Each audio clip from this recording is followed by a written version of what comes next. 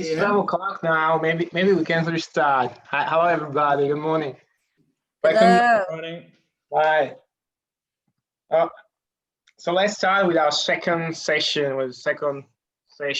part of this morning, which explores the cultural and political contrast between Genoa and another important early modern republic already mentioned today, that of Venice. Let me introduce the first speaker, which is Benoit Maréchaux, which is currently a postdoctoral fellow at the University of Padova. He holds a PhD in economic history from the Universidad Carlos III in Madrid. He studied also at the École Pratique des Études in Paris. He has been visiting research at the Universidad Pablo de Olavide in Sevilla, the Casa Velázquez in Madrid, and the Laboratorio di Storia Marittima e Navale at the University of Genoa. Recently, he has been appointed Max Weber Fellow at the European University Institute in Florence. His research focused on the Genoese naval entrepreneurs who administrated galleys for the Hispanic monarchy in the Mediterranean during the 16th and the 17th century. Today, he will give us a paper titled Contending Republicanism, Pamphlets, Liberty, and Political Uses of the Past between Genoa and Venice at the time of the interdict, which deals with conflicting Republican representations, analyzing two interesting pamphlets published between 1606 and 1607, comparing Venice and Genoa. Thank you very much and welcome again, Benoit. I give you the floor. Thank you, Enrico. And thanks for the organizer of the conference. Even with the circumstances, you've managed to do this, and it's very good. Of course, in Genoa, it would have been better, but it's still very nice to meet up, at least virtually. I'm going to share my, I can't share my screen. I don't know if you could activate it.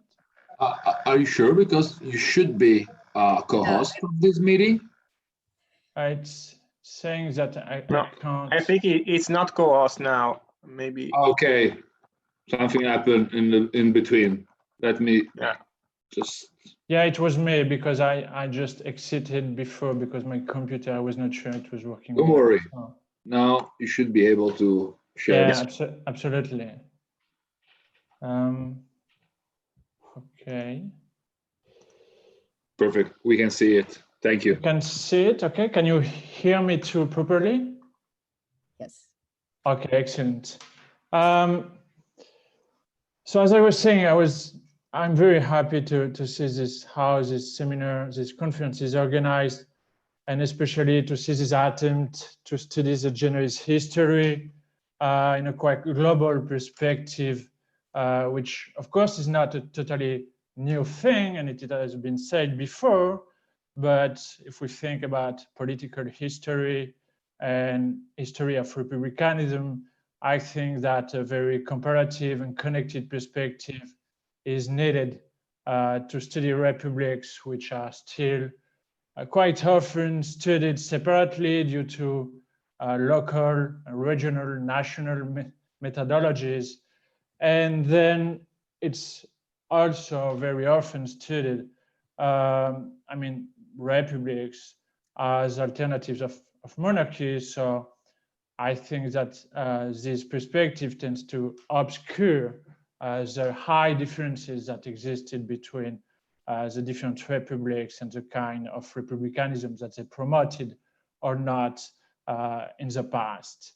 And it's in this perspective that I like to study with you now two pamphlets which are in three texts. I'm talking about one pamphlet allegedly produced by the Republic of Genoa and dealing with Venice, one answer allegedly produced by the Republic of Venice, and then a third document, a pamphlet probably written by a Venetian patrician, which is clearly against Genoa. These documents were produced in the context of the interdetto that you might know. So this famous conflict, political and religious conflict between Venice and the papacy between 1606 and 1607 that led to the excommunication of Venice.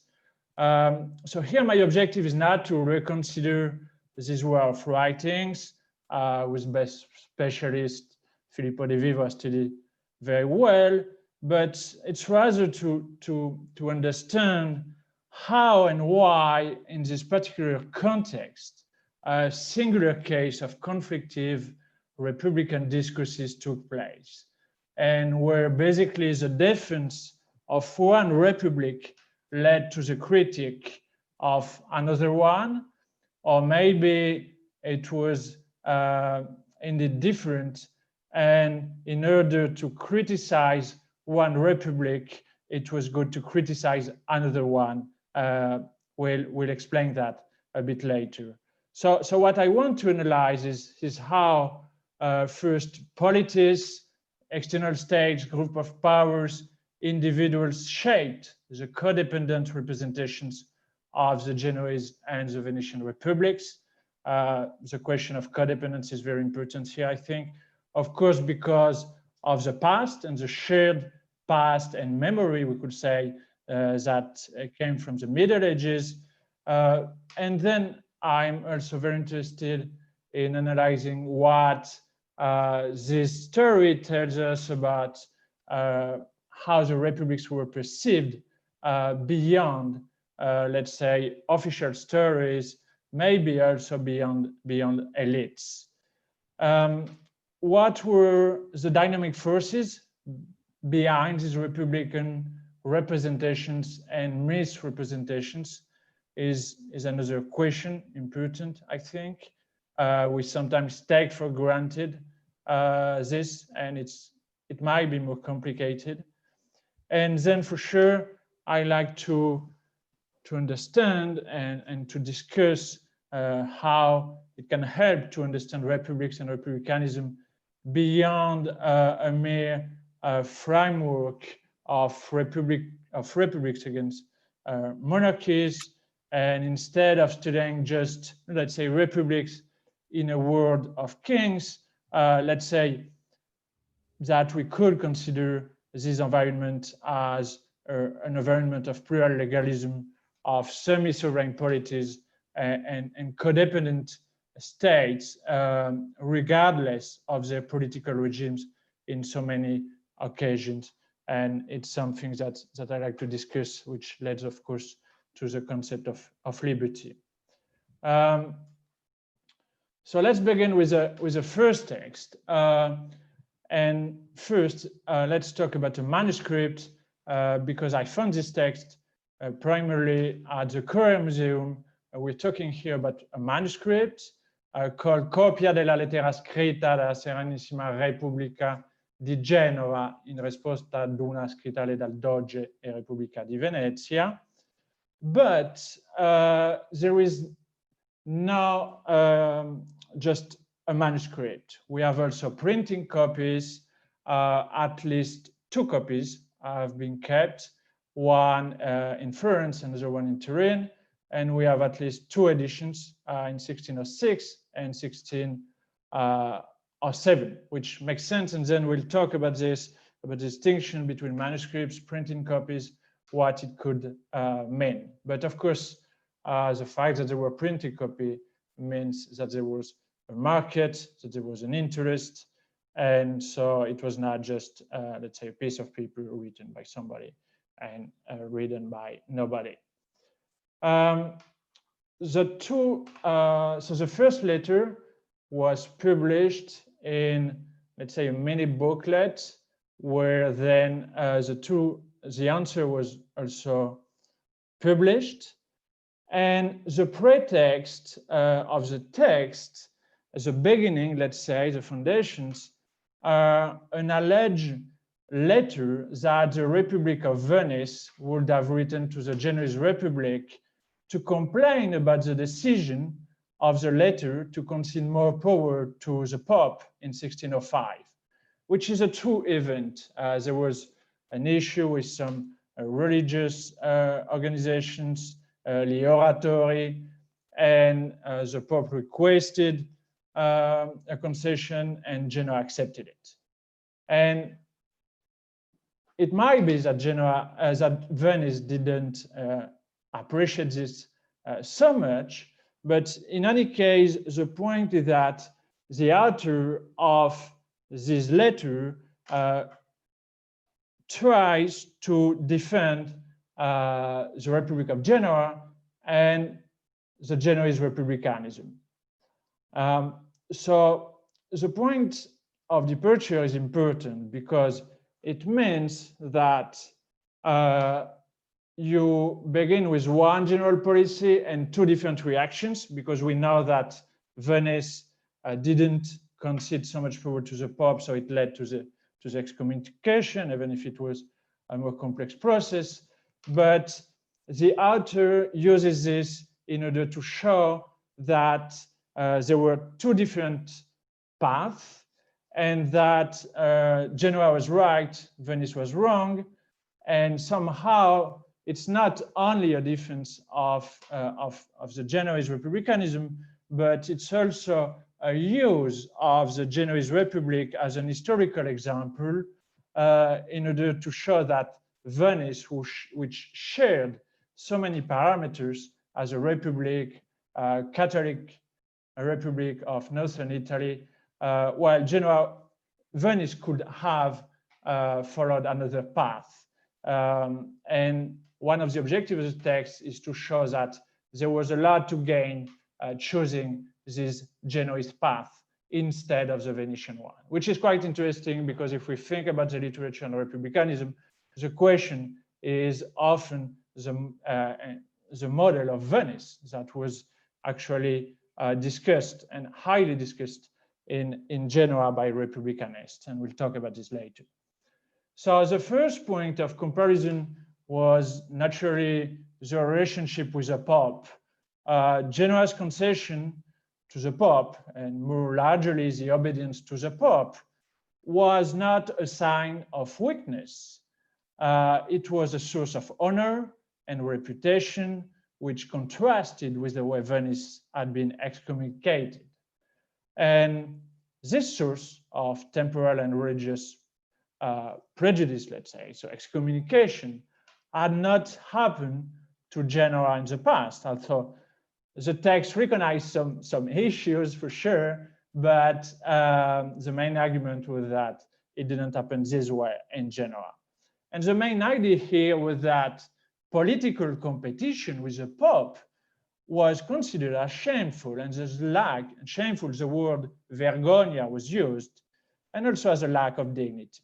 The Genoese were proud to defend and help the Pope, the Church, to give them money, and for sure they didn't hire, as it was written in the text, consultori tristi e apostati, in a clear reference to Paolo Sarpi. So somehow the Genoese Republic was the one which was well governed.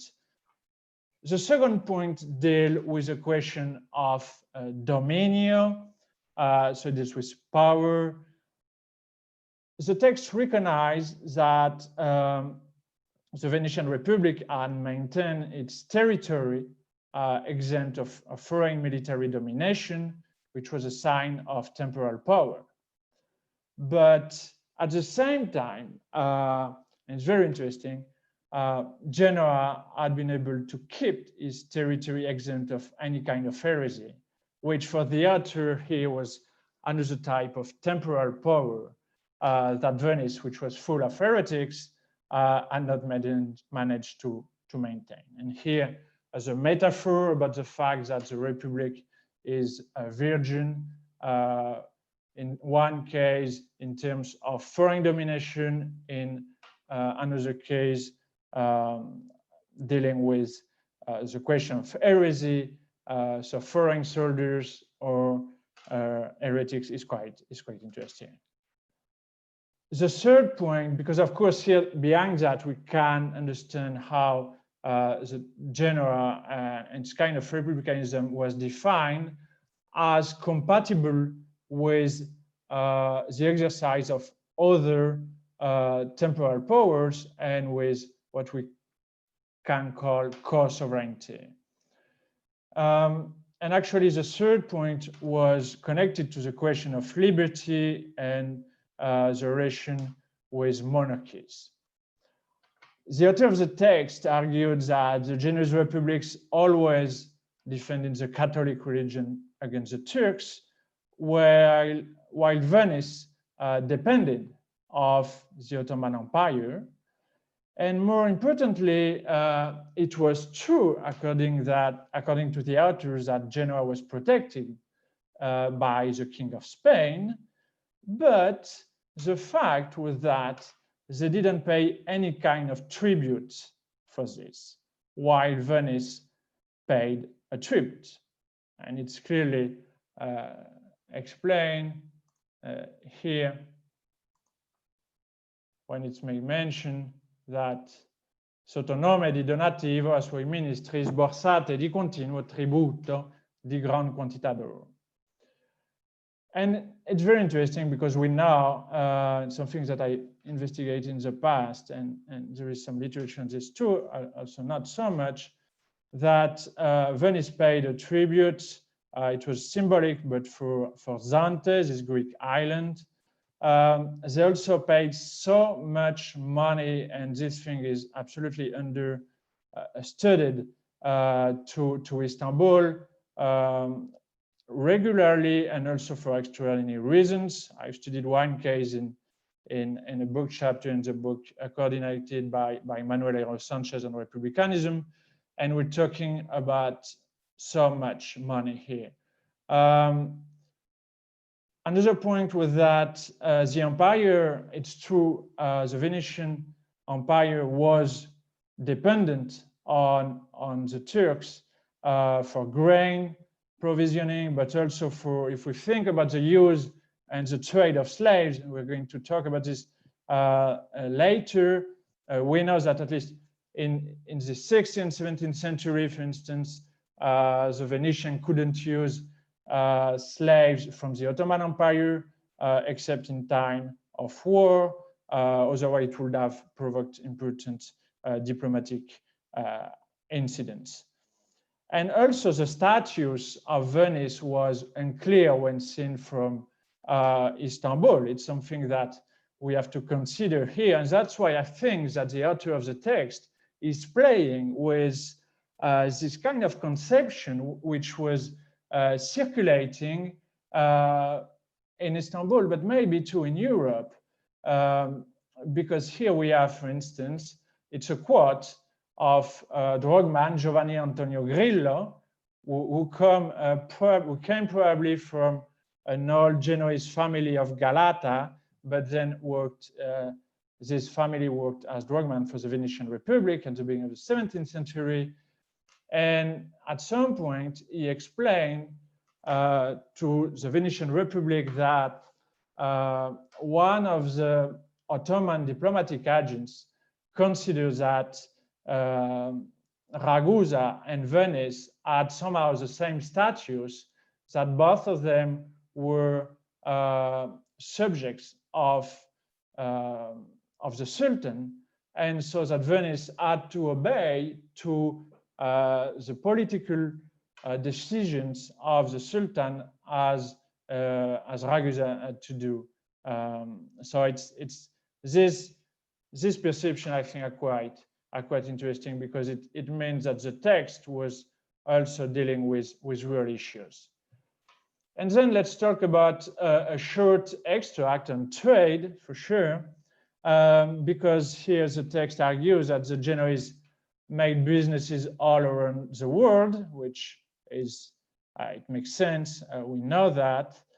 And so the author uses this in order to show that the world is not limited to the Venetian territories, which is a way to criticize this quite common Venetian ethnocentered view of the world, we could say.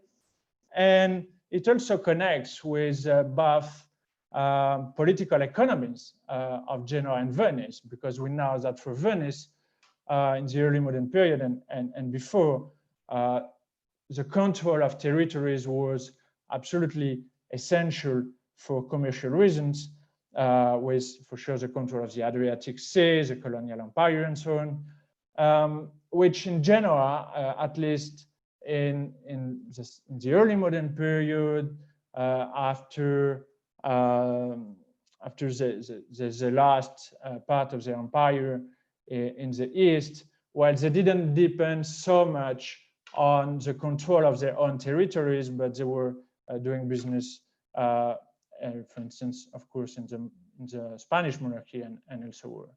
And so we can also observe this ironic comment in the end, saying that basically the day the Venetian would lose their territories, while the Venetian merchants couldn't continue this way, while we could understand here that the Genoese could. So this text, for sure, was not written by the Republic of Genoa. It was an anonymous author. We don't know who he is. There is a possibility that it wasn't Genoese. It wasn't produced in Genoa either. According to Filippo de Vivo, which makes a short reference to this text, it might have been written by Antonio Posevino, because in some old texts it was attributed to him, but we really have very few evidence on this. I like to investigate this more precisely, because it's very important. But what we have to understand here is that Antonio Posevino was a Jesuit. He had studied in Padova, and he wrote several anti-Venetian pamphlets.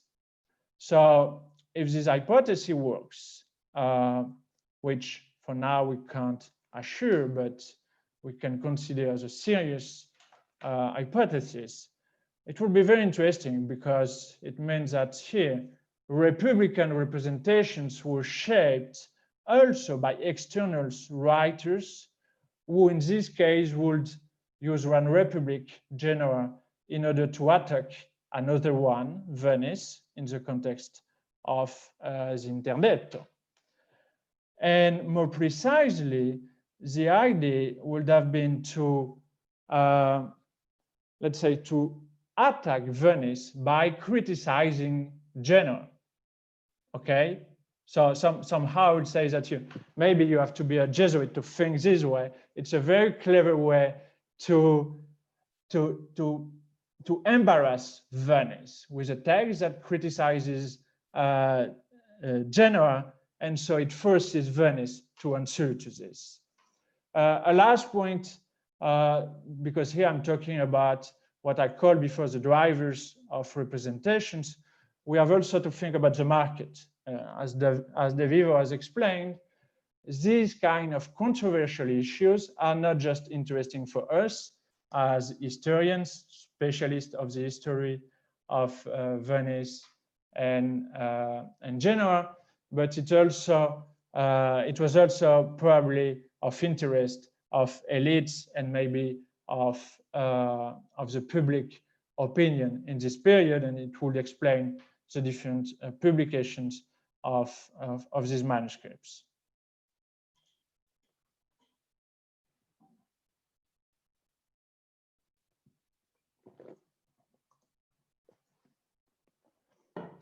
So this first pamphlet, this first letter, got an answer, which was materialized by a second letter called Risposta per l'autore dell'antecedente lettera. So here you can see how the first letter was published in Milan and in Parma, and then the Venetians took this letter, added an answer, and published it in Vicenza. They did this publication in the summer of 1606, and we know that in this period Venice decided to answer to the different pamphlets that were published again then. So the letter is interesting because it's a very diplomatic answer. And the author explains that basically he won't write what the author of the first text was expecting. Of course, Venice had to answer, but not with a harsh critique of Genoa.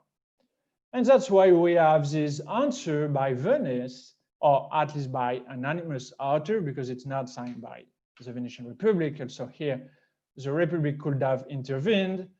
And well, it says that Genoa and Venice are two republics, that there's the glory of Italy, that they have protected and defended the Pope, and so on. Just in the end, we can, in this part, we can observe an answer, a clarification, saying, well, Genoa, it's all right what they do with the King of Spain, and what Venice does, well, at least we have to consider that it's Venice by its own, right? And with its own army, so Venice doesn't depend on an external state and empire as Genoa did. But it's a very polite answer, let's say, to this first pamphlet. The problem is that this story could end up here, but when we move on and look at the first manuscripts, which are conserved at the museum, at the Korea Museum, so it's a kind of private archive with so many public documentation. We find another answer which has not been published, as I know so far. It could have been written by Geronimo Tiepolo, but here we just have this abbreviation, just an hypothesis. And due to COVID, I couldn't go to the Venetian archive to see if there was something here with the Venetian state, or to come back to this documentation. But the fact is that here we have what I would call probably the real answer of Venice to the letter. So you can see how from the very beginning, the text is talking about the servitude to the Spanish Empire, and basically to the fact that the author doesn't find surprising that Genoa accepted the servitude of the church, because they were already the slaves of the Spanish Empire. And the term of slaves is used here. There is the idea that it's an historical construction with facts. So we have first this idea that it's by nature. Here it's the idea that Genoa is unfree by birth. So it's a kind of essentialist view of liberty, but at the same time, then they explain that Genoa lost liberty during the territorial expansion and domination of the Sforza of Milan. Then maybe the references to the French troops at the beginning of the Italian wars. And then very interesting here, the reference to le leggi dell'altrui volontà, which is a clear reference to the laws of the 1575 and 1576, for which we know that ecclesiastic agents of the church played a central role as, let's say, arbiters between the two factions. So it also means that the laws of the republics depend on another polity. And then for sure, this idea that they're totally slaves. So in this vision of republicanism, if let's say if it was a continuum with a different degree of liberty, we would have Genoa on an extreme left and Venice on the other part of this continuum. And of course, there is a very important discourse on the fact that it's not a question just of one generation, but that it will continue up in time, which is a view quite similar to what the Giovanni Antonio Grillo, this drugman I was talking about, defended when he answered to this Ottoman ambassador. As we can see that the conception by this Venetian sergeant of Genoa or of Ragusa are quite the same. Here you can read the way they design and they define Ragusa as traitors, as a tributary republic, as dependent, which was not the case of Venice. And then I just want to conclude now, just a few elements to understand the text. I could develop that in the paper, but then there is an extensive use and political use of this shared history. So for instance, when they talk about the politics of the Pope, saying that it was not the responsibility of the Republic, but of the different popes, the text mentions two Genoese, or at least Ligurian popes, Sisto IV and Giulio II, and basically they explain different anecdotal facts to make fun of them, and they're described as quite ridiculous, which is also a way to play with this. And so then there is a long argumentation about how Genoa was clearly not a true republic, and how instead Venetian republicanism was not dependent on other sovereign states. It was one of the main aspects which I think is important for a discussion. For sure, this shared past and memory is relevant. For instance, the author used the works of Giustiniani, a Genoese historian, in order to show what happened in the past.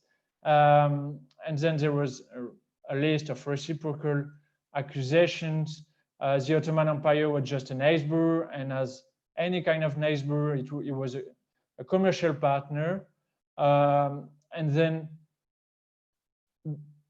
even if it was a commercial partner, at any time, Venice was ready to go to war, and especially it had to have an important army due to the lack of the support of Christians, and for sure of Genoese in particular, as it was mentioned in the text.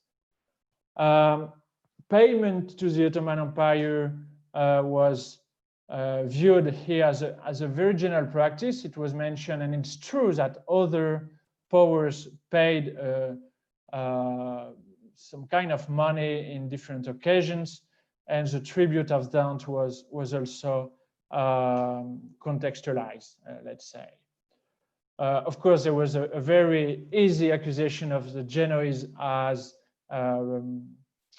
bankers who practiced usury, and there was this line accusation. So behind of this, you can understand that there is a definition of what is the Venetian Republic and what is the Genoese one. The Venetian Republic as free and supported by a strong state and a strong army and fleet. And in the end, there was an ironic comment on this, saying, how are you going to support the Pope in this conflict if you don't have any public resources? Ne publico erario, ne forze, ne Stato. So let's conclude now very quickly. First, I think it's an important example of contending republicanism that is very often obscured by isolated studies, or studies that isolate different republics, or just consider them as a set of entities that just share the same values.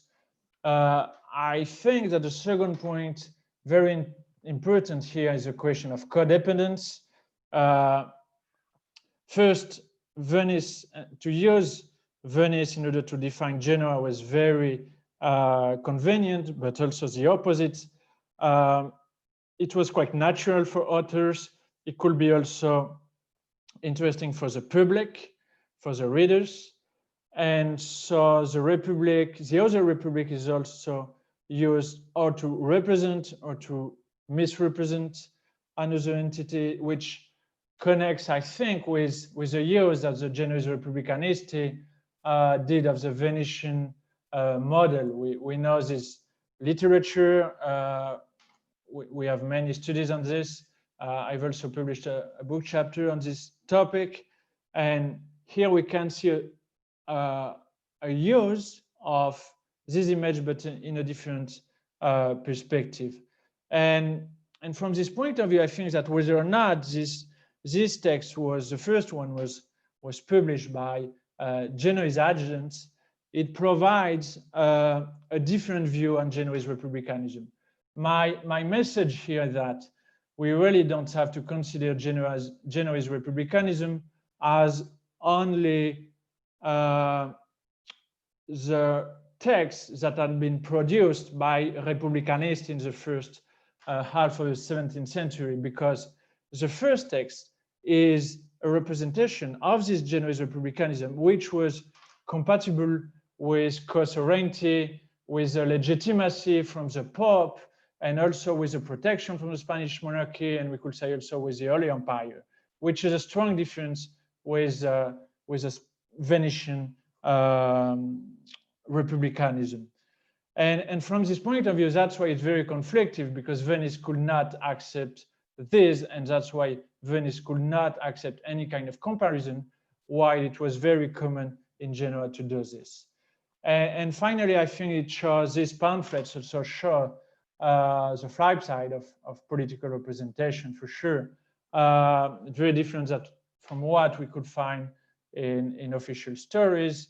And in the end, this alleged conflict between two republics may be created by a Jesuit, but with a true answer by Venice points out how much their links with dynastic political systems were strong, because in both texts, it's something very relevant, and it's something used in order to criticize the other republic. Thank you.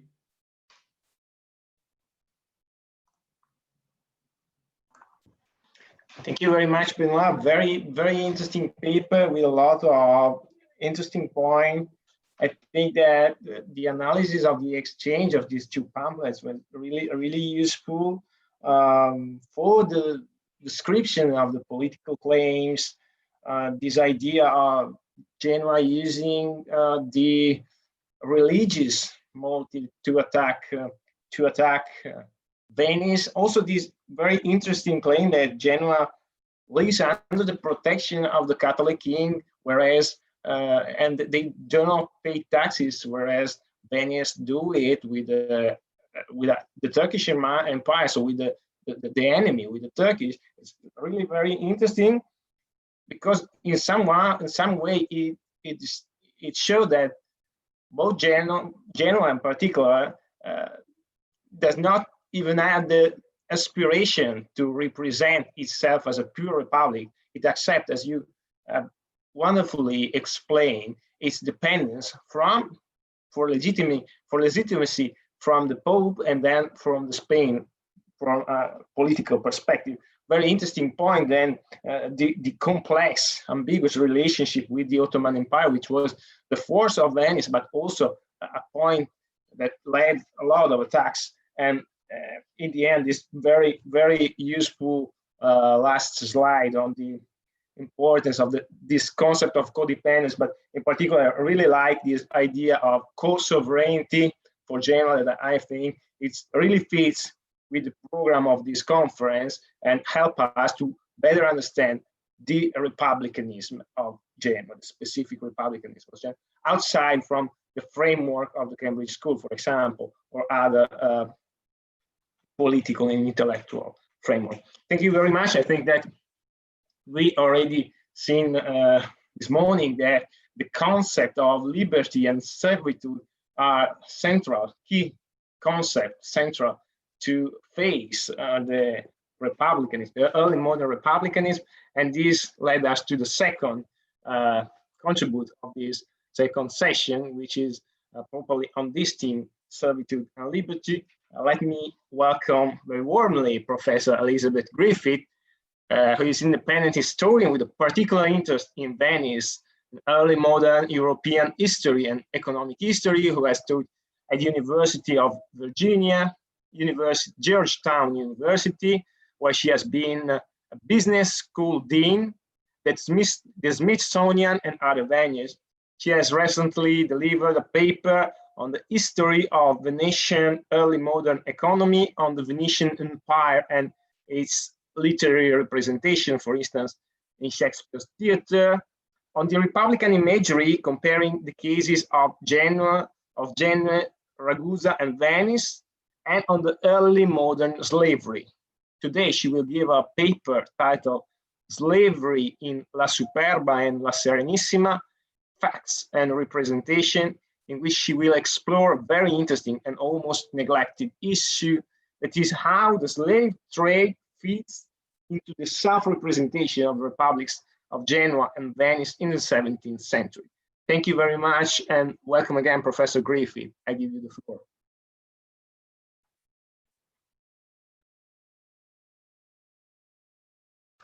We cannot hear you, Professor, please. You have to unmute your microphone. Oh. Thank you very much. It's pretty early here in Washington, D.C., although it is even earlier for my compatriot, George Gorse in California. So thank you for your indulgence. Now I am attempting to share my screen, and we shall see how well that works. And I now, don't worry, these are not all the slides, but I have a few. Wonderful. Thank you very much for including me in this very exciting conference. And I would like to just say to my fellow panelists that your paper was fascinating to me. It related to the work I did on my dissertation, which had to do with the propaganda wars, and not just around the interdict, but at other times between France and Venice. And it's always fun to read these documents where one, republic hurls accusations at another republic, of which they are probably equally guilty. Timing is everything, as they say. Well, now I will begin. To the non-specialist, Genoa and Venice are often harnessed together in European history. Both were part of the intriguing and precocious group of merchant maritime republics that 20th century historians tend to present as the quintessence of European cosmopolitanism, republicanism, and proto-capitalism. And both were, like the rest of the world at that time, slaveholding societies. And most specifically to my talk today, both are saddled with the responsibility of distributing Black Sea slaves to the Mediterranean. Daniele Frigo has argued that Genoese and Venetians were characterized by, and I quote, similar institutional and social systems, but tied to different European alignments. With respect to slavery, this is true as far as it goes. Genoa and Venice both traded slaves and used them at home. In both cases, the majority traded were women, and as were the vast majority of those used in their own cities. Most of those traded were acquired in the Black Sea and were thus of Slavic or Central Asian origin, although this changed at times. and the vast majority were acquired within the convoluted religious dictates that permitted the enslavement of infidels, which is to say Muslims, heretics, which depending on the time and place might or might not include Orthodox, and pagans, that a handy term for all other people who could thus be conveniently sold to either a Muslim or a Christian customer. But the similarities of the Genoese and Venetian institutional and social systems diminish upon closer analysis. I have selected for today, among this vast history of slavery over many centuries and two republics, 5 specific points of contrast between Genoese and Venetian slave practices to discuss and relate to the idea of republican freedom each city-state embraced. Let me start with 3 Venetian accounts of the post-Roman years. I do not have many slides here, but I give you this slide to show in the early times. On the left, a Genoese watchtower on Corsica. On the right, the island of Torcello and the cathedral there, the earliest in the lagoon. In 476, Odoacer deposed Romulus Augustulus, after which the Western Roman imperial authority was spotty and negligible over its scattered former domains. Venice did not yet exist, politically or even physically. Only the desperation of the coming centuries could incent people living on the verdant Po River plain to move their homes to wetlands and create solid ground upon which to build. However, by this time, Genoa had been allied with Rome in the Second Punic War, sacked by the by the Carthaginians, occupied by the Ostrogoths, captured by the Lombards, annexed to the Franks. Raised, rebuilt, and expanded, Genoa was trading skins, wood, and honey to then major cities of Tortona and Piacenza, guided by Roman and Germanic law, both of which, of course, embraced slavery. In 537, during the Gothic Wars, we first hear of Venice. There is a food shortage, and Theodoric, the Gothic king, wanted his province in Istria across the Adriatic to pay their taxes to him in oil and grain. But how would these supplies be delivered to Ravenna? Theodoric's secretary, Cassiodorus, wrote letters with diplomatic flourish. This one was addressed to the tribunes of the maritime people and sent to the rustic community of refugees who had settled in the northern Adriatic lagoons. He makes his request, but he sweetens it with flattery. Venice the praiseworthy, writes Cassiodorus, poverty associates with wealth on equal terms. One kind of food refreshes all. The same sort of dwelling shelters all. No one can envy his neighbor's home. And living in this moderate style, you, Venice the praiseworthy, escape the vice of envy to which everyone else is liable. A very odd form of flattery. That's document number 1. Document number 2, 3 centuries later, the Pactum Lothari is signed in the year 840 between the Republic of Venice and the Carolingian Empire during the respective governments of Pietro Tradonico and Lothair I. This document was one of the first acts to testify the separation between the nascent Commune of Venice and the Byzantine Empire. For the first time, a doge on his own initiative undertook agreements with adjacent powers. The treaty obligated the Venetians to help the empire, the Carolingian Empire, in its campaign against the Slavic tribes, in return for which Venice was guaranteed security from the mainland. And it included a mutual non-slaving pact. The Venetians would not enslave the Carolingians and vice versa. Document number 2. Document number 3, 20 years later, according to Giovanni Diacono in 864, a doge of, quote, great wisdom and piety, orso participatio, called a synod of clergy and laity to purge Venice from the iniquitous traffic in slaves, which continued to stain her commerce. So we have these 3 documents. In the case of Cassiodorus, an imperial official flatters a community he hopes to impress into service and describes an egalitarian community really unlike anything else we hear about at that time. In the case of the Pactum Lothari, a series, because this was one of the first of many, a series of David and Goliath diplomatic communications are renewed with each new monarch. But they are not renewed on the side of the Republic, which apparently sees itself as a perpetual corporation, but by the emperors. And in one of these renewals, a mutual non-slaving pact is added. Now, I must add, it also added was a mutual return of fugitive slaves pact. This Giovanni Diacono chronicle may be the most, and then the third is the Giovanni Diacono chronicle, which may be the most interesting case of all.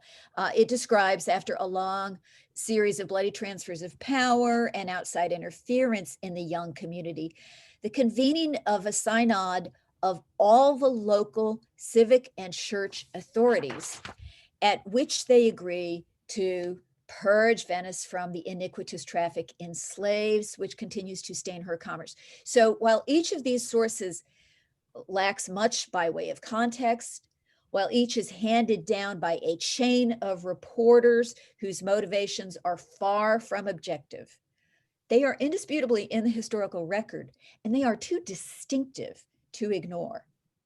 And I set this in contrast with the Republic of Genoa, which wholeheartedly embraced the Roman and Germanic legal traditions of slavery with no qualms, at least any that I have come across, such as those implied by these 3 early documents. Number 2 is early marine maritime action and slavery. For both Genoa and Venice, there were nearby impoverished populations whose political situations were unstable. And this created slaving opportunities that Genoa and Venice exploited quite differently. In 935, Genoa was thoroughly sacked and burned by a Fatimid fleet, likely even abandoned for a few years. And this highlighted the intrinsic danger of their location. Hard against the mountains, exposed to hostile fleets on 3 sides, the Provençals and Catalans to the west, the Pisans to the southeast, and the Fatimids in northern Africa, who took full advantage of Sardinia and Corsica in between. And here's where our watchtower is a good illustration. Corsica, closer to Genoa, underwent repeated raids and plundering during the Middle Ages. Vandals and pirates made their way from North Africa in order to plunder the Corsican villages and enslave men, women, and children. The legend says that Corsican soldiers beheaded some invaders and presented their heads impaled on spikes to deter further invasions, and that this is the origin of the famous Corsican flag with the Moor's head.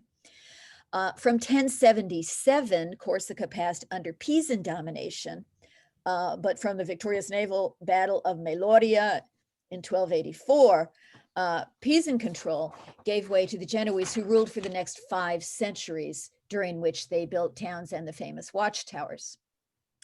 Sardinia, the more southerly island, experienced short invasions by Vandals and Ostrogoths, bookended by longer periods of Byzantine governance. It was during one of these Byzantine periods that Pope Gregory I wrote to the Sardinian leader, urging him to convert his subjects who, quote, living like all irrational animals, ignore the true God and worship wood and stone. After 650, rebellions by local Sardinian nobles were followed by the first Muslim conquest from the Maghreb, of the Maghreb. This loss of imperial control in Africa and the subsequent Muslim conquest of Sicily made Sardinia more valuable to raids by Moors and Berbers. In 1015 and the following year, attacks by Iberian-based Moors were countered by joint expeditions of Pisans and Genoans. These were supported by the papacy and are regarded by modern historians as proto-crusades. All these skirmishes and invasions resulted in the taking of captives sold as slaves, and Genoa certainly participated in the selling and purchasing of these slaves, if not their original enslavement. Meanwhile, the Venetians were patrolling the Adriatic, where now abandoned Byzantine outposts dotted the harsh mountainous coast, with warring Slavs just beyond and pirates able to hide in the thousands of coves. With a show of force, some actual fighting, diplomacy, and bribes, Venice began to assert some control over the Adriatic. This included eventually the Republic of Ragusa, itself a merchant trading republic. I flip now to this Portolan map, which gives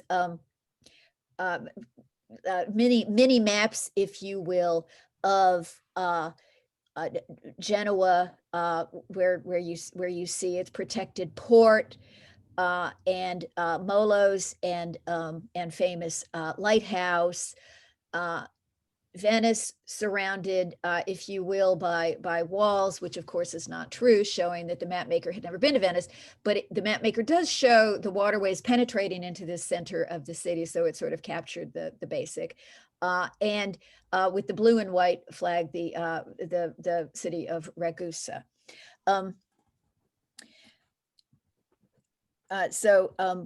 This included Venetian overlordship of the Adriatic for some time, the Republic of Ragusa. Now, Ragusa, of course, was itself a merchant trading republic. As a religious border zone between the Catholic, Byzantine, and Muslim realms, the Balkans in the Ragusan hinterland were both a political battlefield and a legal limbo, facilitating the emergence of what Geoffrey Finn Paul has dubbed a slaving zone. Wealthy Ragusans had evolved a system of family-based, term-bonded labor with poor Bosnian Slavic families inland. Young people, usually women, would provide flexible housekeeping and be eligible for sale to other Ragusans during the term of their contract, after which they might retain a friendly relationship with their employer family on an ad hoc basis. Two of the documents from this experience indicate what was involved. One such servant, and Sila is what they were called, was when she came to the term of her contract, re-engaged, if you will, by her former boss every fall to harvest the grapes. They had an arrangement. She would help with the harvest. He would feed her during this period. Another Ancilla, after her contract ended, wrote a subsequent contract with her former patron to cut and wash the hair of his sons whenever she was asked. So we can see that the nature of this service, although it was officially dubbed unskilled labor, often involved the development of skills which were valued by the Ragusans. Ragusa and other cities moved to prevent the sale abroad of these servants. And Venice wishing to be seen taking a protective role in the Adriatic, being not just the overlord of the Adriatic, but the, the patron or, father of the Adriatic, created a new category of Venetian servant, one which was to cause quite a bit of legal hassle in Venice, but it worked for the Ragusans. And this new category of Venetian servant was called anime, which of course means soul for those Bosnians. So these Bosnian servant girls would be purchased, or their contract would be purchased in Ragusa by Venetians. They would be brought to Venice and served out the remainder of their contract in Venice. And they were brought to Venice, thus not enslaved. As Julianne Schell explains, domestic serving people in Ragusa, Venice, and the wider European Mediterranean became divided into those who had been trafficked for profit and changed hands whenever it suited their owners, and those who served the same master for many years, with or without pay, and became part of that master's family.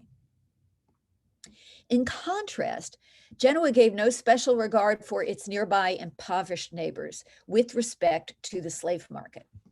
A sample that I was able to put together in these COVID times with online sources of 32 notarial documents from 1195 to 1276 show that of the slaves whose origins are indicated, 1/4 of the Genoese slaves were from Corsica or Sardinia.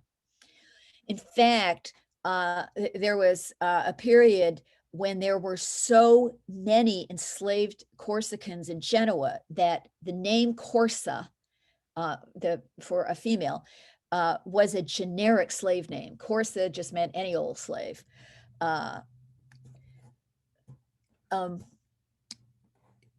In contrast, with respect to its nearby impoverished neighbors, Venetians tempered their desire for cheap domestic work through bonded labor situations that fell short of slavery. Next, I will cite Genoese deep immersion in the Black Sea. The Black Sea was the epicenter of Mediterranean slavery in the early modern time, and the source of many, although certainly not all, of the slaves traded. Neither Genoa nor Venice used dedicated slave trips. Rather, they were floating bazaars, opportunistically buying and selling what was available at good prices, and shipping it elsewhere. Spices, furs, honey, wood, grain were some of the other goods available for purchase and sale in the Black Sea.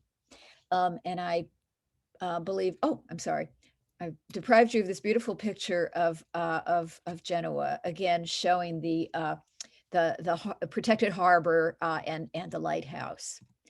And Ragusa, now Dubrovnik.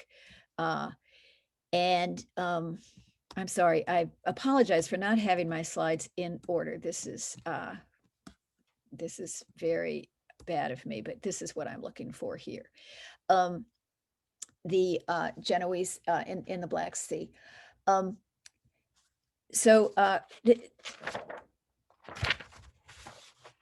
International trade at this time was considered to be, for many, and for many times in many places, a zero-sum game. Only one trade partner might be allowed at all, which is why the international trade required a deep, robust diplomatic component, as well as ship technology, finance, and so on. In the Black Sea, more often than not, it was the Genoese at Caffa, which we see here, and the Venice at Tana, which is almost off the map. It's I think you can see it, although it might be underneath the pictures. But the point being that Caffa was more centrally located and Tana was further out of the way. Caffa was, as controlled by Genoa, was much, much larger, taking up a very big proportion of the Crimean Peninsula.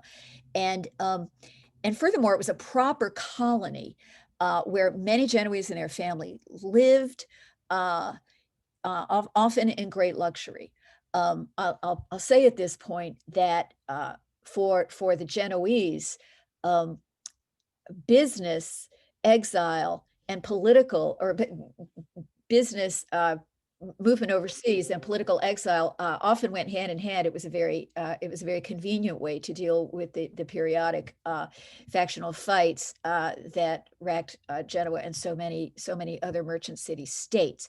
And as we look at this map, where the dark red shows proper permanent colonies, as it says here, stable occupations.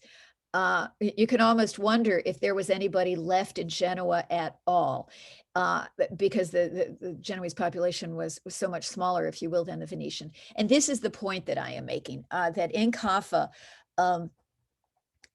it was almost a thoroughly Genoese city. The terms of its overlordship of the Caffan port from the Crimean Khanate was that Genoa governed it. The only exception being that the local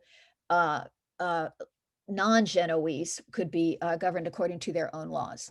And the Genoese lived there in great luxury. In fact, 4% of the population in Caffa, in the Genoese colony of Caffa, were slaves.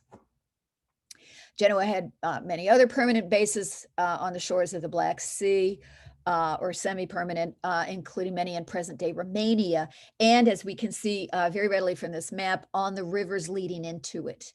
In Constantinople, as we all know, the Genoese had a large corridor north of the city called Pera or Galata, to such a great extent that in 1933, it was estimated that there were over 30,000 Genoese descendants living in Turkey, either in and around Istanbul or Smyrna. Not Smyrna. Venice's location on the Black Sea, of course, was much smaller in Tana. It was less convenient, being further away. And it was tenuous. They did not occupy it continuously as the Genoese did Caffa, but their occupation or presence there was frequently interrupted. That mattered less to the Venetians. As many know, I'm sure everyone knows, and many know the details of, Venice was an extremely centralized and bureaucratized endeavor. The Venetians went to the Black Sea twice a year, according to a very laboriously, not to say obsessively planned convoy. They went out twice a year from Venice, not from Constantinople as the Genoese did. And so we see that that the two were able to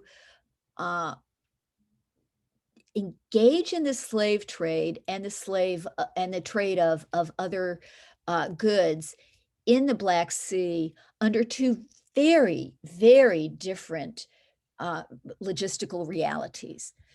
We also see from this that the Genoese were deeply immersed in the Muslim world, which had, of course, much more extensive roles for slaves, much more extensive roles for slaves than was true of any Western European city.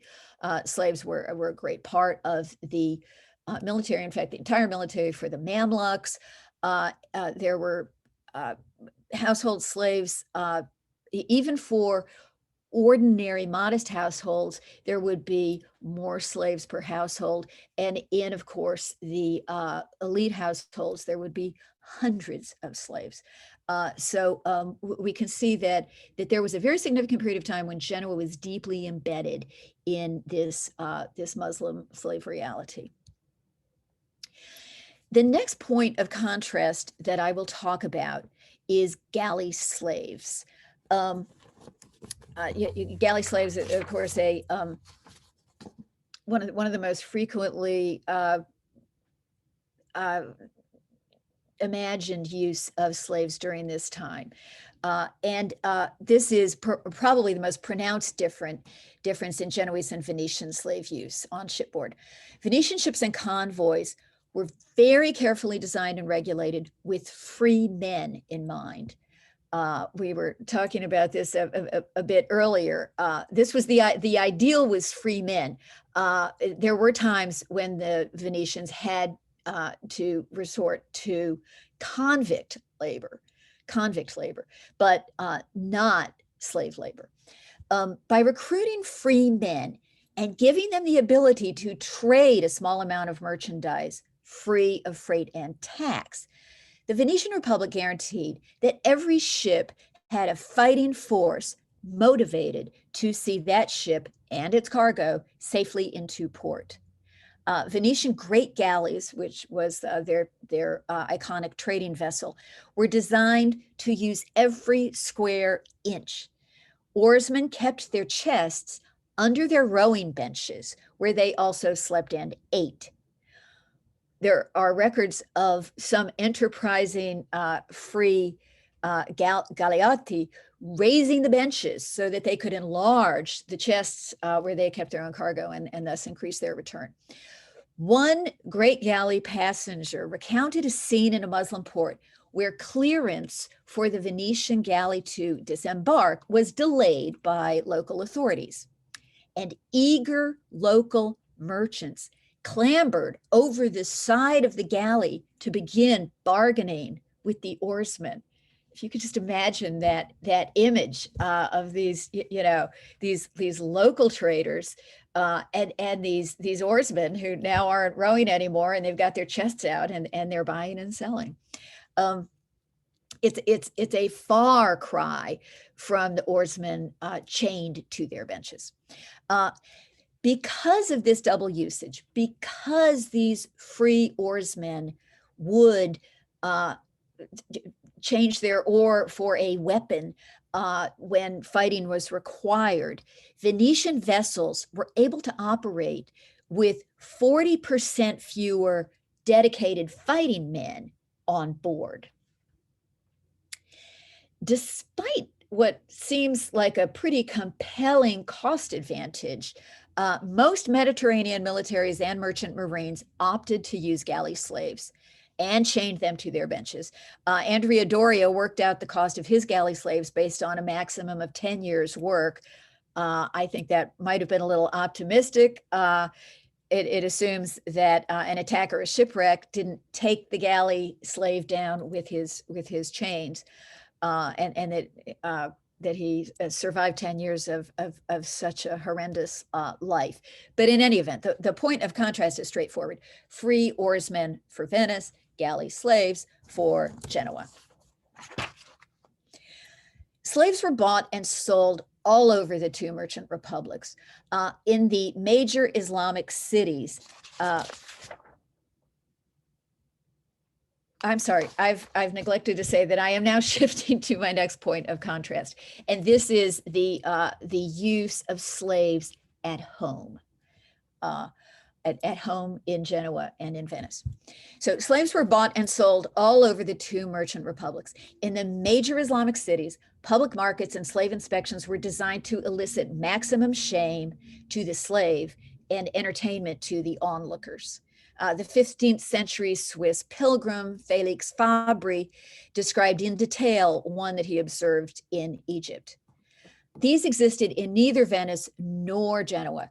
Sales of slaves there were more individual affairs, except in the rare case of estate auctions, which Venice sought to outlaw in order to move them out of the public eye. Venice was keenly aware of the constant stream of visitors to their city and sought to choreograph what they saw and heard to redound to their optimal advantage. Both Genoa and Venice used slaves in their home city primarily for domestic work, Deeds of sale and manumission show similarities in gender, predominantly female, age, young, and price, as well as origin, which shifted with geopolitical conditions. The law books of both cities lay out rules for the ownership, treatment, and behavior of slaves. And in Genoa, there was a steady stream of slave claimants claiming that they'd been wrongly enslaved either by their present or a previous owner. A growing trend in the wealthy European cities was to display slaves, richly liveried, as a sign of conspicuous consumption, such as the famous gondolier in the Search for the True Cross. And of course, similar images are readily seen in Genoese portraiture of the Renaissance. African slaves were rare but conspicuous and often requested for that very reason. The most extreme example of slave ostentation, that is to say, using slaves as a sign of one's wealth and sophistication. And there are many such examples, but the most extreme example is a gift that was described in the Medici archives from one magnate to another. The gift was 8 horses in varying colors, each attended by 2 grooms in matching hues. So the horses range from black, very black to very white, and the grooms attending them likewise range from very black to very white. There were more, in fact, many more slaves per capita in Genoa. Best estimates, and here I want to give a shout out to the work of Hannah Barker, whose book I recommend very highly. And this is from her book, That Most Precious Merchandise, where she has taken notarial documents and other slave documentation from a wide variety of sources that you see listed here, and graphed it. Now she's done these graphs to show median age. So we see on the vertical axis the age of slaves. Usually the lower boundary of that is 10 years old. The higher boundary going all the way up to 50, very unusual, but mostly gathered in the late teens and early 20s, rising ever so slightly. So this is what she intends to show, but it also shows on the horizontal axis years.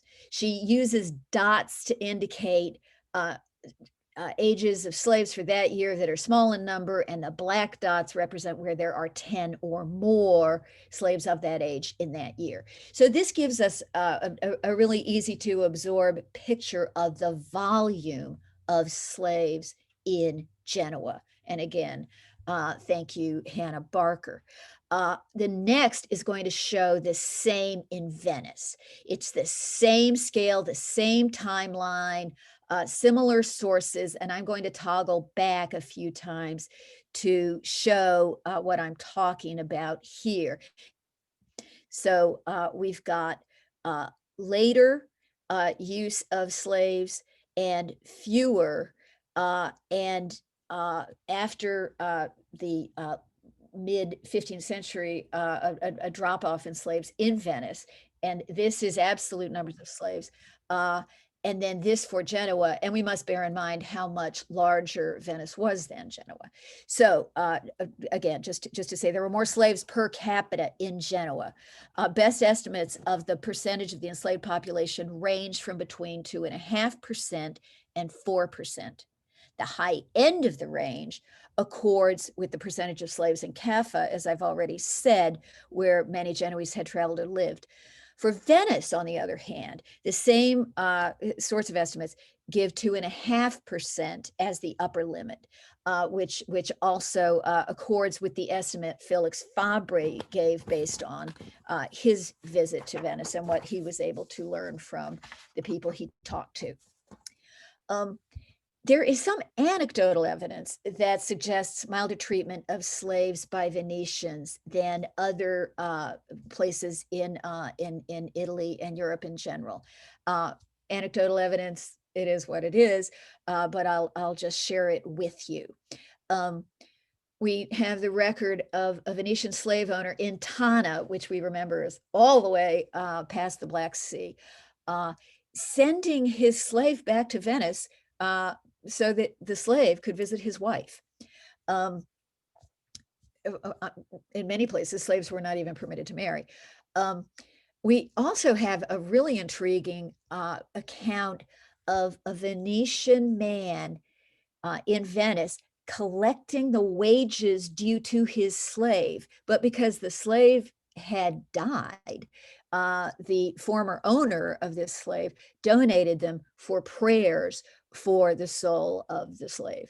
These are just two odd little tidbits, but they aren't the kind you hear about a lot.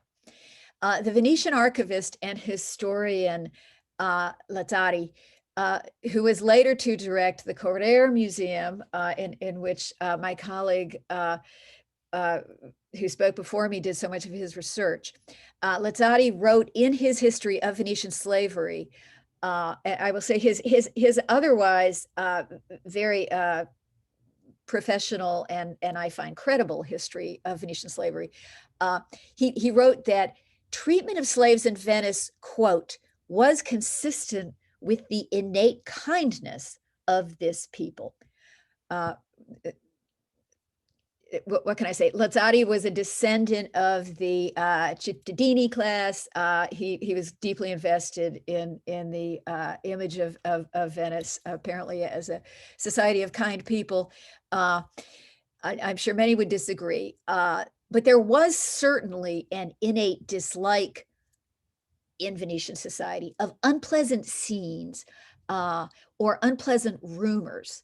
By example, we have a 15th century law outlawing Venetians from purchasing male slaves because, according to this law, they were prone to starting rumors and distrust. So part of the Venetian formula for serenity was certainly a contented popolo.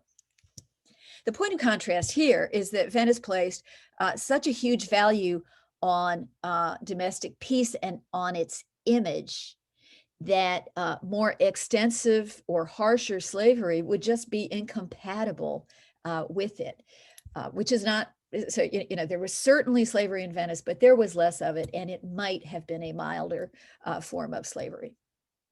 So this brings us finally to the Republican representations that I know Professor Zucchini was hoping we would get to from the first. Freedom and autonomy were at the center of the Republican claim. It went without saying, of course, that freedom meant freedom from a monarch, and autonomy was autonomy for a select empowered group. Few people of the time saw any irony in having and trading slaves in a supposedly free state. Of course, today we challenge that with great alacrity. However, Genoa and Venice emphasized different aspects of their freedom. For Genoa, freedom was freedom from interference by a government and from impediment to the enjoyment of one's own property. Genoa's privileging of private individuals over communal government and hemming in of communal government is legend. And I'm sure most people here could say more about it than I can, but I'll just give two obvious examples. One is the Bank of San Giorgio, a privatized form of public finance. And one is the system of the Palazzi dei Rolli.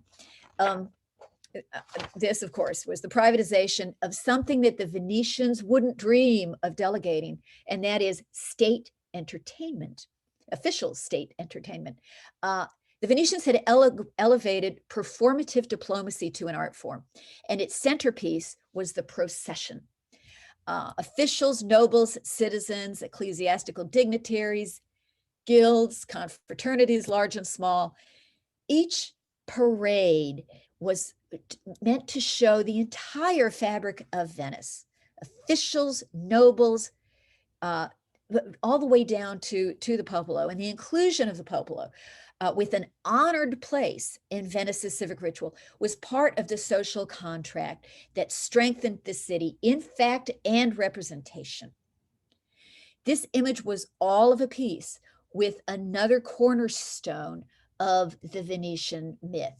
And I mean myth in terms of the positive propaganda. And that was equal justice.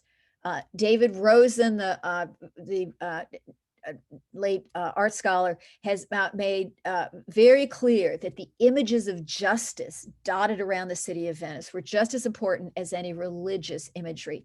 And that justice was equal enough of the time that this was acknowledged. In fact, we have a really fascinating illustration of how equal justice was even meant to apply in a way to slaves. In 1277, we have record of some noble women in St. Mark's Square with their slaves. And a couple of artisans on their day off are entertaining themselves, amusing themselves by tormenting the slaves with what is described as a very long needle. So they're literally, needling the slaves. They went to jail for that. And it wasn't just because the slaves were the property of the noble women. This was just regarded as inconsistent with what Venetians liked people to see in their society. By 1559, the beginning of the time band we were meant to focus on in this conference, Venice was beginning its long, slow decline. Genoa had reinvented itself as a Spanish satellite and was soon to take over Spanish state finance, but Genoa too had its greatest years behind it. That year, Oberto Foglietta published Delle cose della Repubblica di Genova, in which he tried to hold up a loving mirror to his home. His efforts were rewarded with exile, but I bring him up to say that the book includes a swipe at libertines, sons, and nephews of slaves. In other words, we have Foglietta associating Genoa's decline with its longtime slave habit.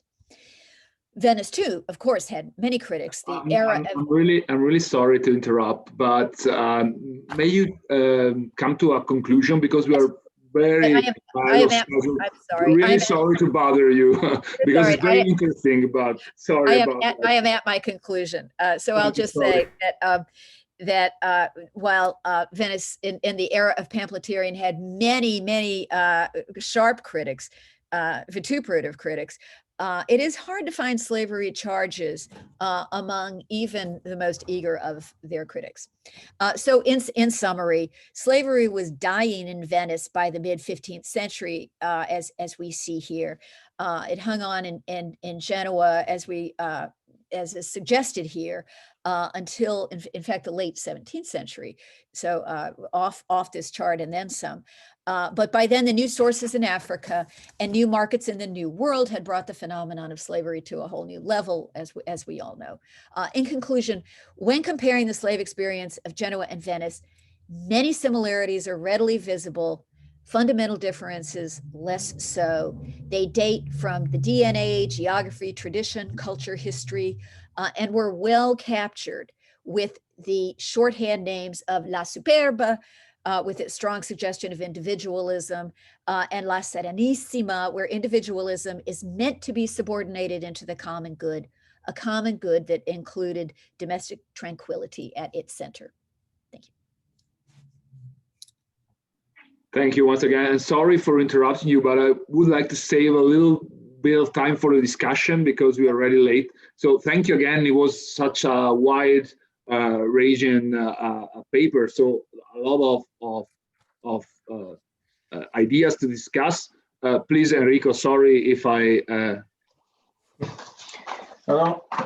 Thank you very much, Alessandro. I thought very interesting this paper with a very interesting reconstruction of the history of slavery since the Middle Age.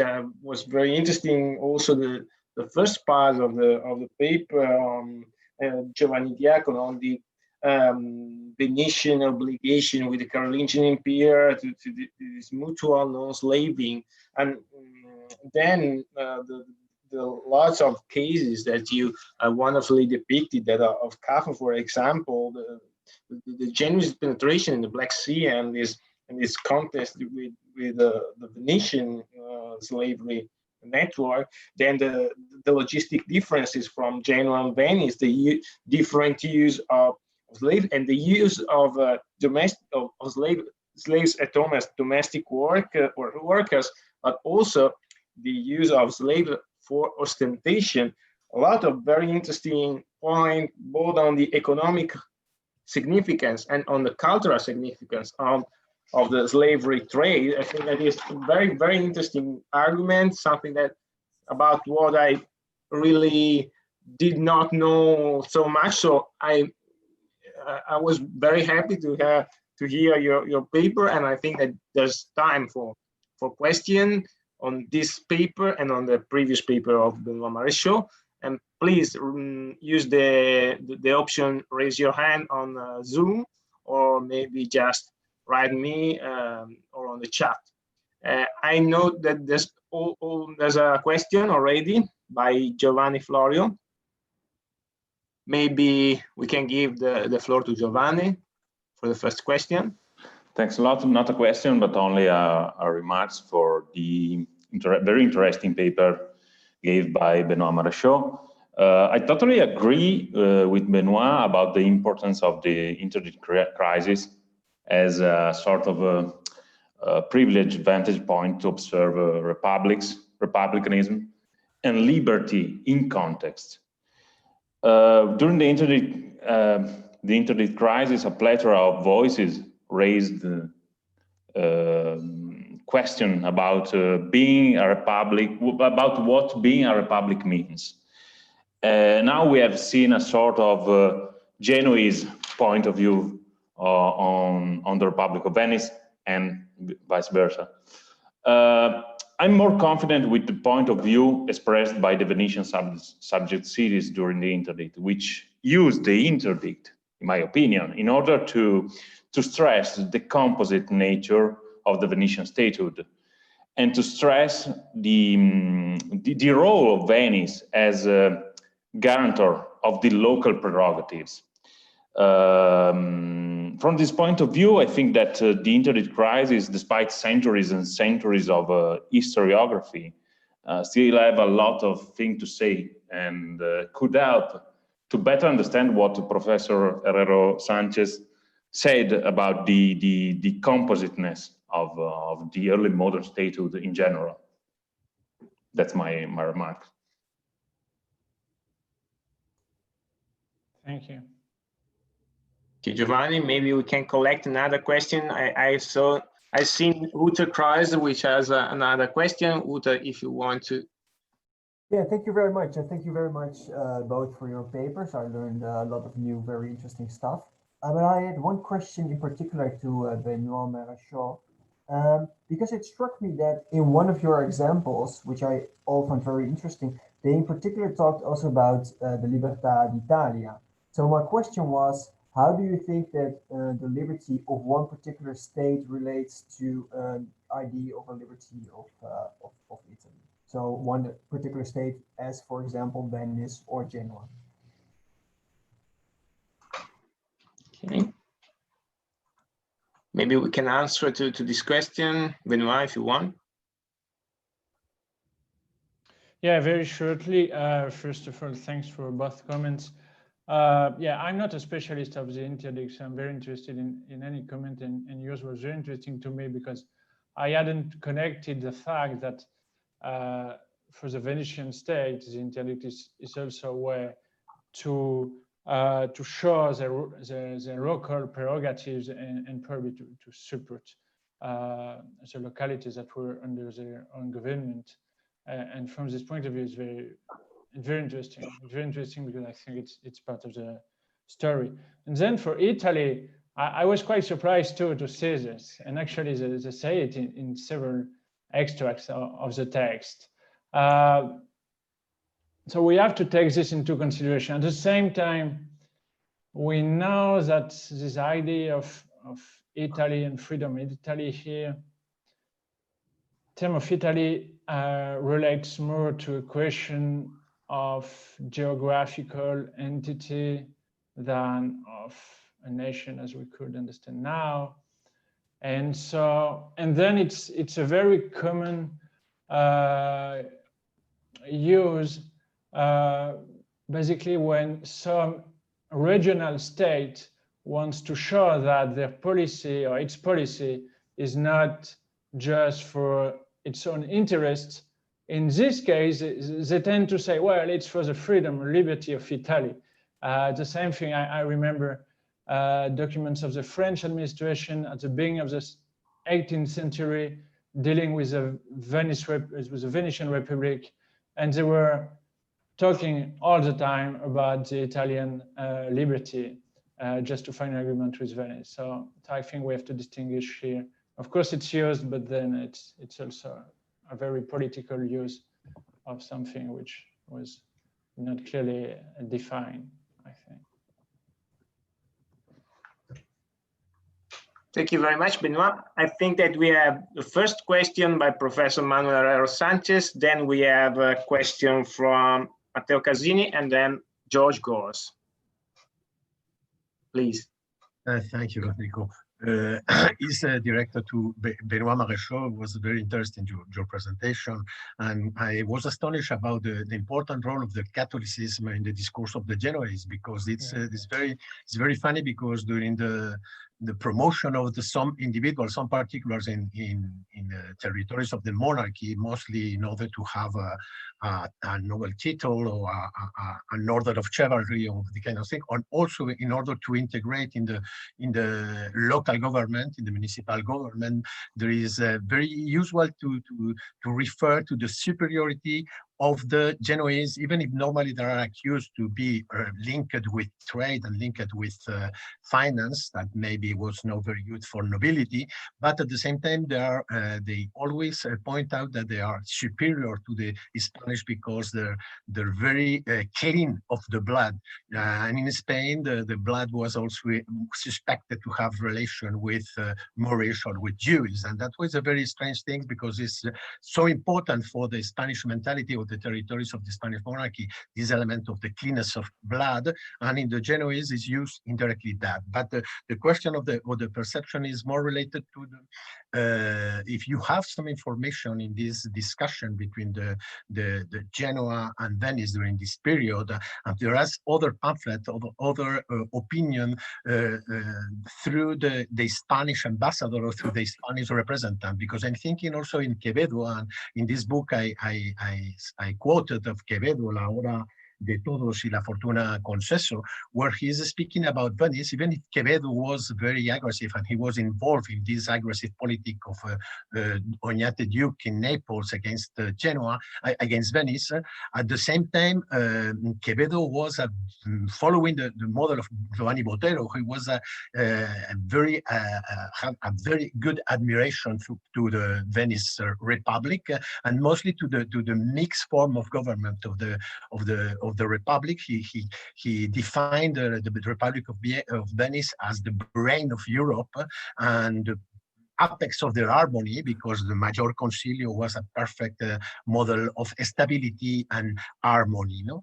And in this sense, also, do you think this pamphlet has also related with this classical topos of Botero between Genoa, finance of particular, and the poorest of the little group, and Venice was very poor for particular, very strong in the common good? Thanks. Perfect. Matteo Casini now, please.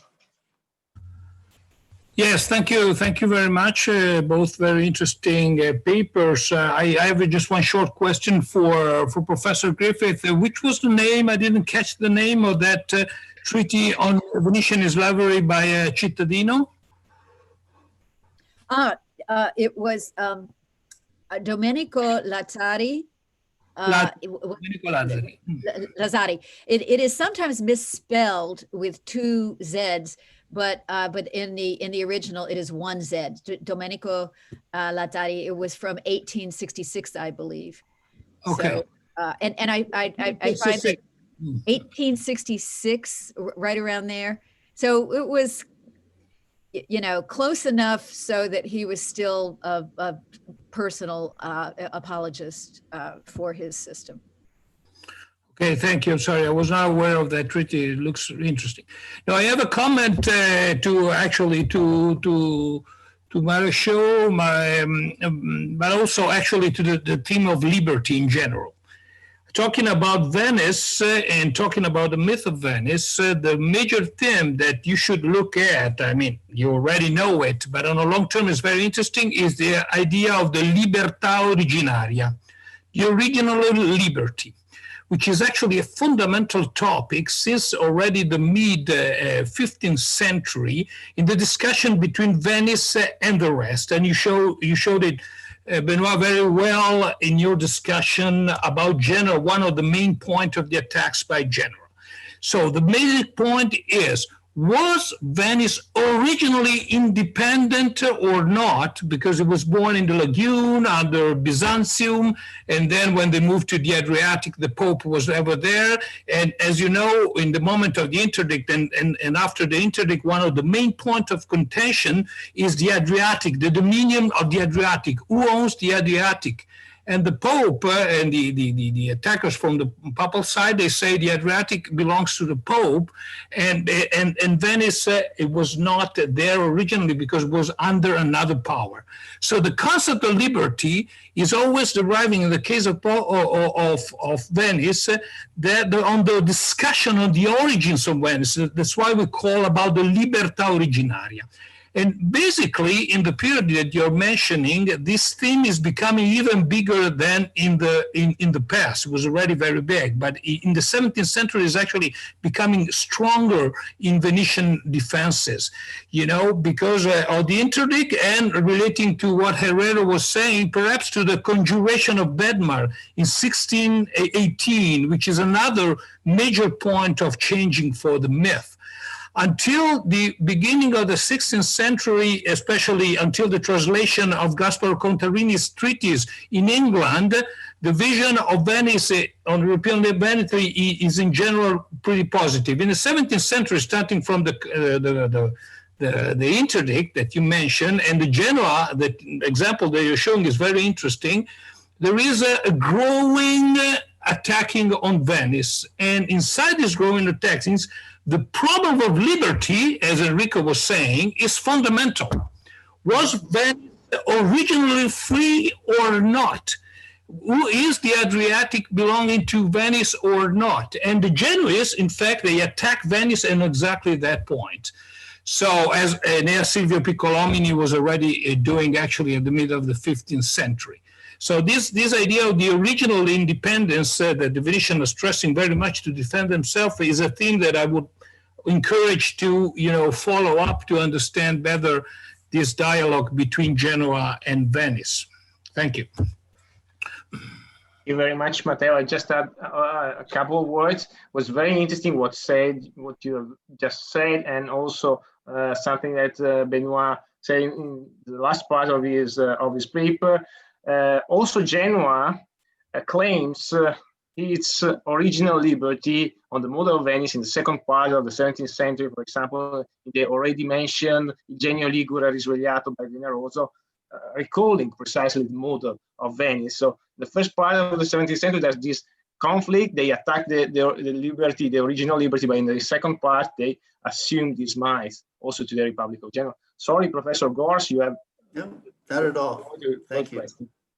I was thinking earlier that liberty is associated with the walls of Genoa, the Porta Soprani, and again, it comes up with Baratta's print and the upper right, I'll talk about tomorrow, with Libertà is on the banderole next to the Virgin Mary.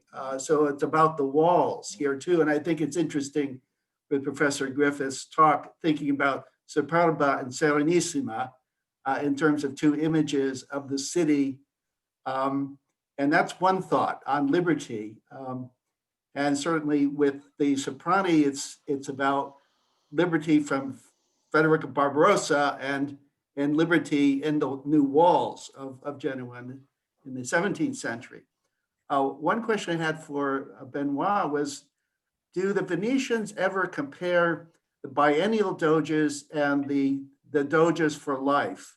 And the fact that the Genoese in 1528 imitate the Venetian model in some way and alternate it, which is, of course, a ready-made way of Venetians saying that you're inferior. And why are you inferior? This biennial doge, why do you need a biennial doge? I'm reading into that, but is there a comparison of governmental systems in terms of this discourse and this competition? And for Professor Griffith, I'm thinking about something that Laura Stagno has talked about in her publications, these slaves under feet, the slaves under Andrea Doria's feet, the captured Turks. You see them on the Palazzo Reale, the slaves under the trophies, in a typical Roman way that captives are brought, barbarians are brought, and whether this is not so much an iconography of Venice, but very much an iconography of state in Genoa, of slaves that are supporting as trophies the idea of not only of Doria, but of the state itself. And I'm thinking about that. And I'm also thinking about Carpaccio's paintings of these Africans that appear in the views of Venice in San Giorgio and the cycle of San Giorgio and the Scuola Grande, for instance, where they're actually involved in the miracles in a way as well. And that, whether that ties into your paper in terms of your discussion, very interesting discussion of comparisons on slaves. Please, let's pass to the replies, please.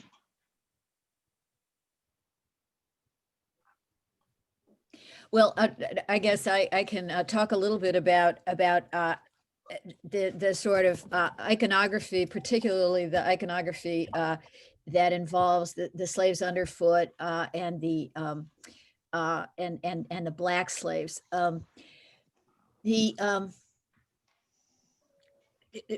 racialization of slavery was a more recent development in the overall history of slavery, by which I mean to say the equation of Black Africans with a kind of slave status. In fact, as I think I mentioned very briefly in my talk, African slaves were a small portion of the overall slave population during the period that I looked at. The majority of slaves during the height of the Black Sea era, which was about 4 centuries duration, were Mongol, aka Tatar, and Russian and Slavs, and it, of course, is Slav from which we get the word slave. But the African, so the African equation with slavery came later. So I'll leave it at that. I am not familiar with the work of Laura Stagno of the Slaves Under Feet, but I look forward to seeing it. I do want to go back to an earlier question about the independent birth or not of Venice. Professor Cassini has raised such a fascinating and rich topic there, and I'll just say a couple of things. Over the years, Venice kind of had two anxieties of origin anxieties. At first there was the we're not part of the Roman Empire. We are part of the Roman Empire. Is it a point of pride? Is it not? There was actually talk once of moving in Roman arch from Pula in Istria to Venice. There were a lot of fake Roman arches that turned up in Venice during the processions. It's all very, very interesting. Another dot to connect, if you will, is that this obsession about origins, of course, coincided with the rise of humanism.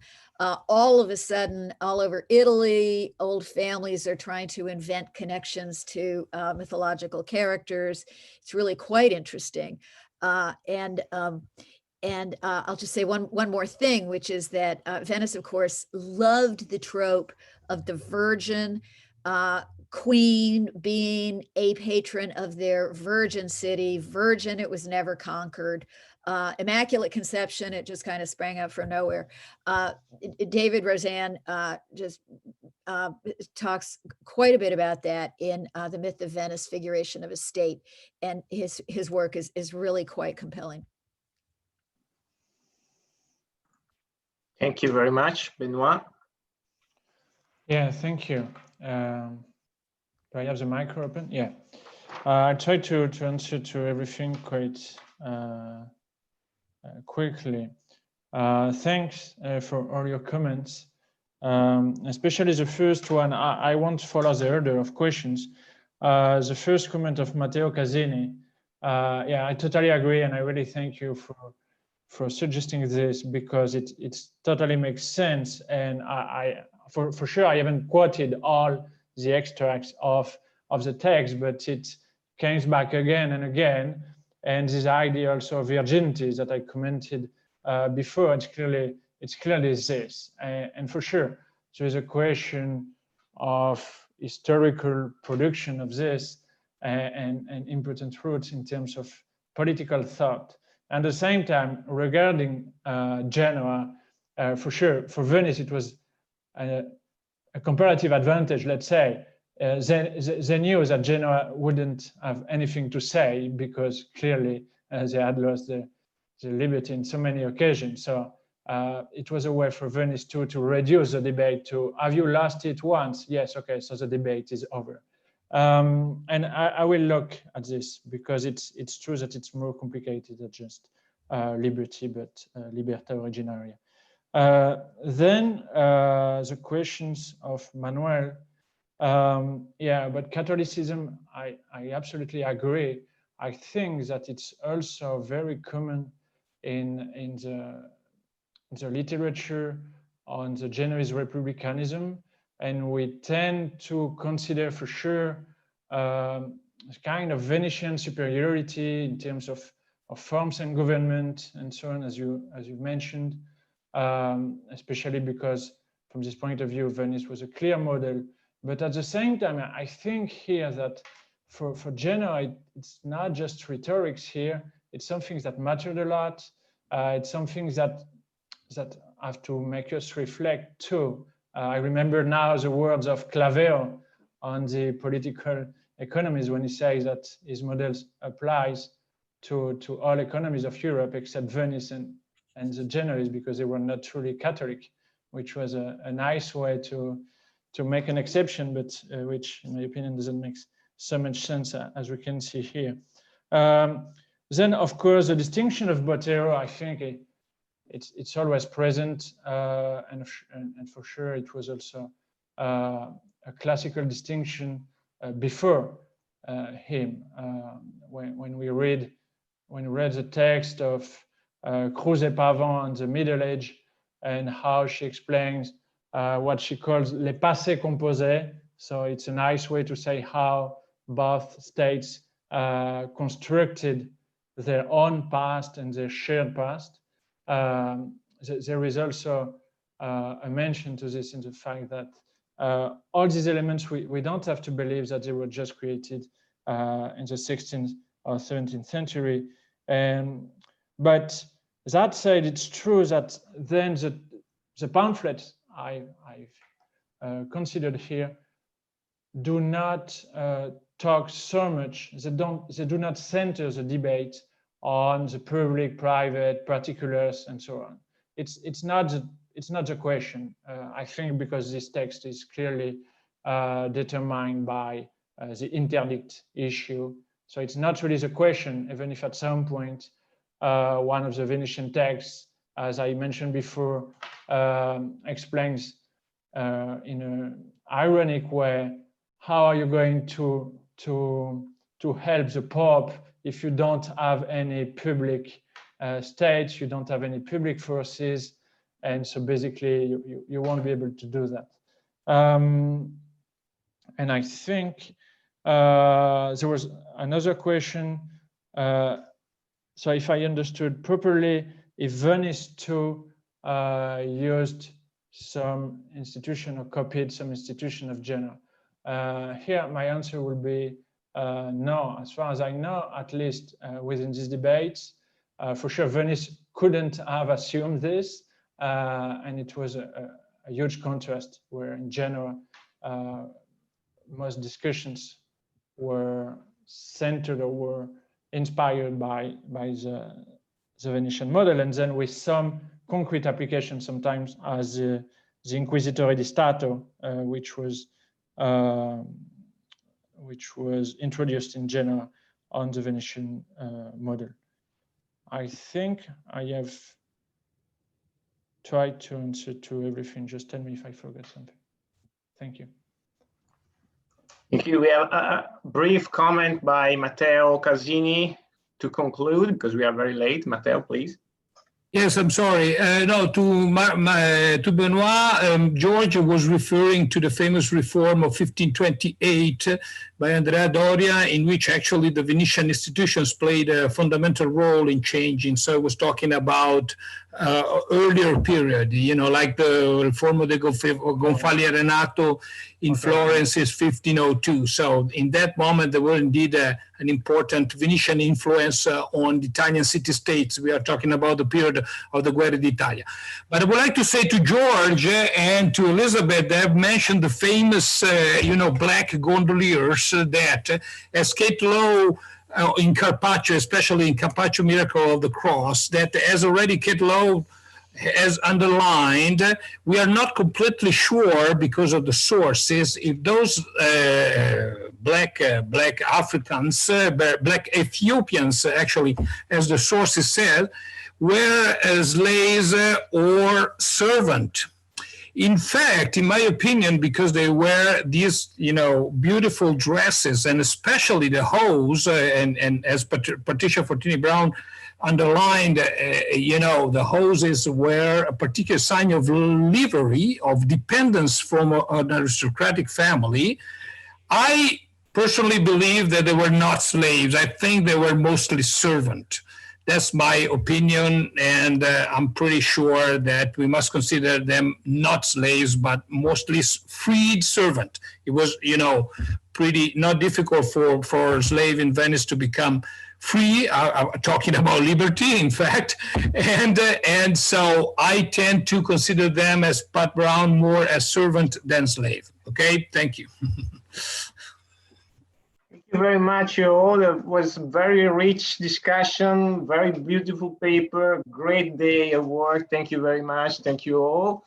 I think that we have to stop now, and then we will have the second day starting from tomorrow at 3 o'clock in the afternoon. So thank you very much again. Good lunch for the European, good breakfast maybe for the Americans. And thank you all, and see you tomorrow. Enrico, just allow me to thank once more everybody for participating, especially our American colleagues in this very early time in the morning for them. Thank you for being here once again.